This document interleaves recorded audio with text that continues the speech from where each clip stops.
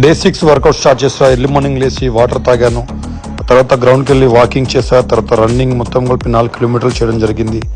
Running అయిపోయిన వెంటనే నేను ఫుల్ బాడీ ఎక్సర్సైజెస్ చేసుకున్నా. డైలీ రొటీన్ ఉంటుంది ఇది మొత్తం కూడా ఫుల్ బాడీ ఎక్సర్సైజ్ వరకు. తర్వాత స్ట్రెంథనింగ్ కోసం పుషప్స్ ఫస్ట్ వీక్ కాబట్టి without weight pushups and abs workout చేయడం జరిగింది.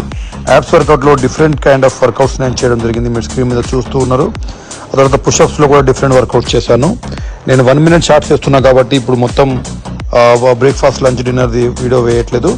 కానీ టైంకి బ్రేక్ఫాస్ట్లో బాయిల్డ్ ఎగ్ మిల్క్, అదేవిధంగా బ్రెడ్ బటర్ జామ్, లేకపోతే వితౌట్ ఆయిల్ ఫుడ్ కాకుండా ఏదైనా తీసుకోవడం జరుగుతుంది, చపాతీ అలా. ఆ తర్వాత లంచ్ 1:30 ఆ టైంలో తీసుకుంటున్నా.